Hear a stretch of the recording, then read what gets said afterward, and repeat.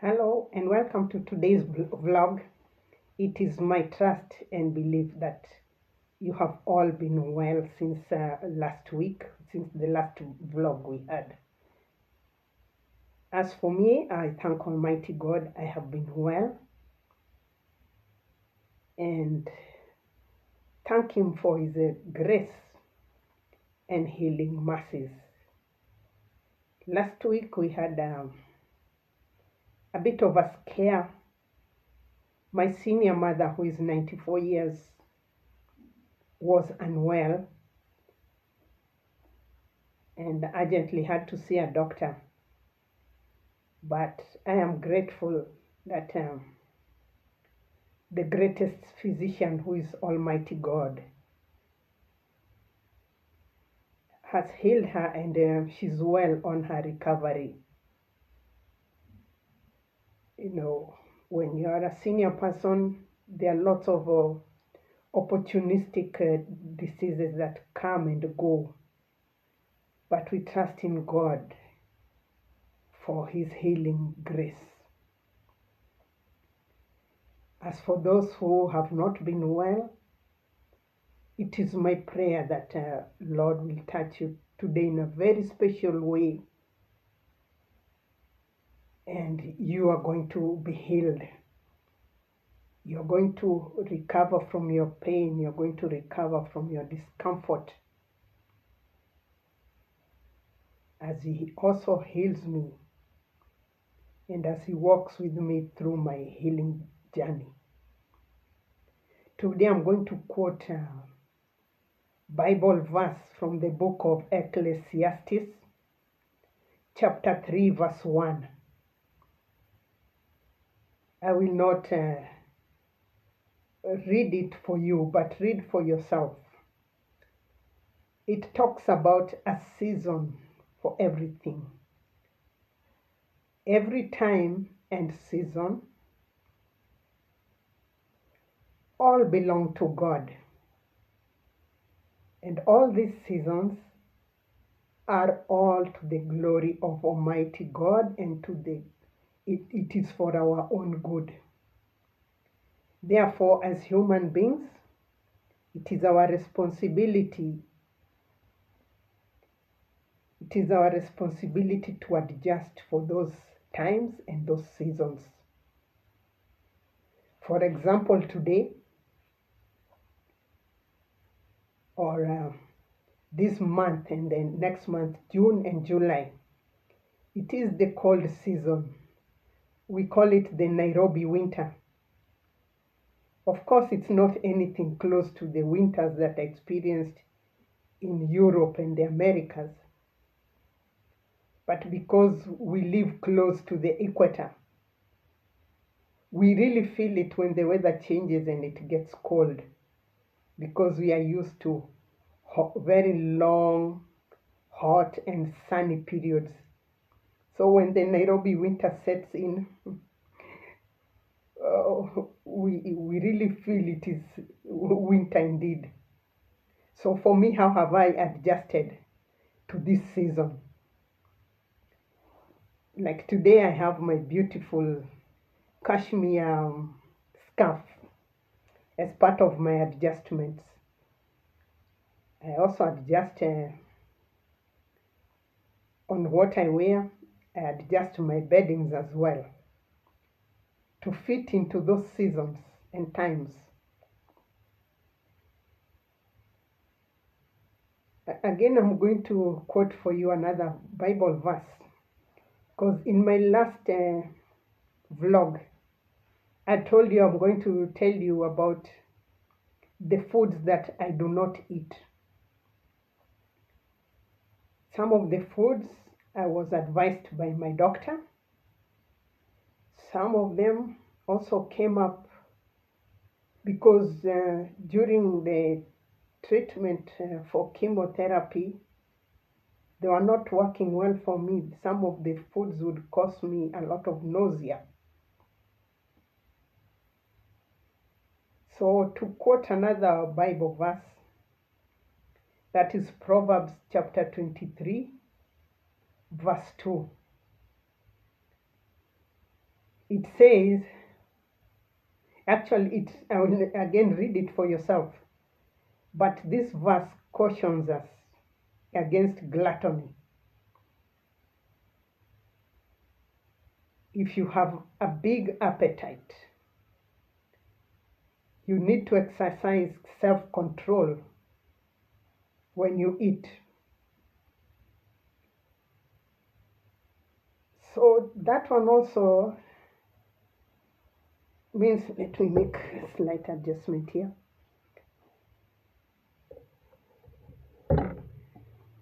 Yeah, it also advises us to have some self control on the foods that we eat.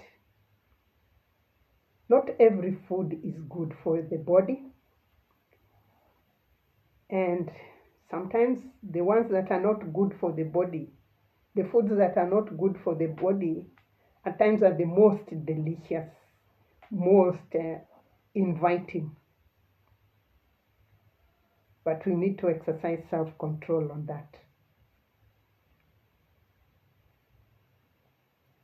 As for me, when got my diagnosis, I was told, advised to avoid fast foods at all costs. So when I talk of fast foods, you know what I mean. Like those delicious chicken drumsticks, those delicious chicken pieces that have been deep fried with a lot of spices in them, the fries or the chips, um, or the fish fingers, deep fried, are a total absolutely no for me. They are also I also don't take spices. So you wonder then, what does Monica eat if she does not eat spices? How does she enhance her food? I use natural herbs like rosemary, coriander leaves, garlic, tomatoes, and red onions, among other fresh herbs. But I am also very cautious that these are not herbs that would cause acidity in my system. Remember, when you're taking a lot of medication, also, some of these things, herbs or spices, can have um, an effect on you. So while you're taking medication, one needs to be very cautious. Things like something like lemon, which is very rich in vitamin C, can also work against you and cause you acidity in your system. Ginger, vinegar, they can cause acidity in the system. I also don't take milk and yogurt. I take it with a lot of moderation because, especially during the time I was going through my chemo, they would also cause me nausea. So, even to date, I take it just for the benefit of calcium in it, milk and yogurt, but at times I can only take it once a month, especially yogurt. And milk in a lot of with a lot of control, the same as salt and oil in my food. if I need to eat fish, we have this culture in Kenya and we love it so much, but it's also used as a form of preservative. We deep fry fish, to preserve it so that it can stay long. We deep fry fresh fish. But for me, I also prefer again to just get the fresh fish and come and cook it for myself to avoid the deep frying part of it. As for chicken, I prefer free range chicken, but free range chicken is rare in cities, and whenever I get one from the countryside, I really enjoy that chicken and I eat it without fear. I also eat beef, but with a lot of moderation. You'll also be surprised that my doctor also cautioned me on some fruits. While I thought all fruit is good, I also realized they also have some health effects on you, especially if you are a senior. Prior to my diagnosis, I used to eat three bananas, three ripe bananas every day, one for breakfast, lunch, and dinner. The reason was that ripe bananas are loaded with the potassium, loaded with the magnesium, and calcium too. But just like other fruits like mangoes, pineapples, and some varieties of pawpaw, especially organic pawpaw. Organic pawpaw is very nice, smells nice, very tasty, but they are loaded with starch that is converted into glucose and sugar. And this again now in the body it gets converted into glucose and fructose, which can trigger diabetes.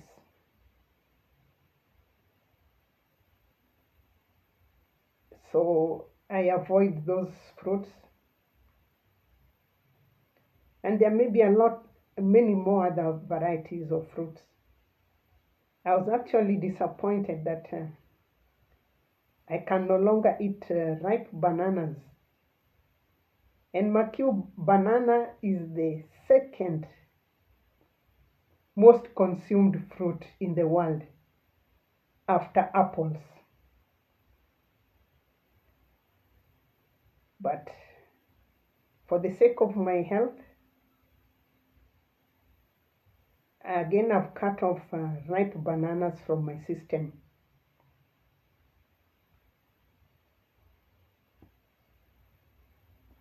And I also eat lots of grains like lentils, beans, and green grams with other accompaniments in them.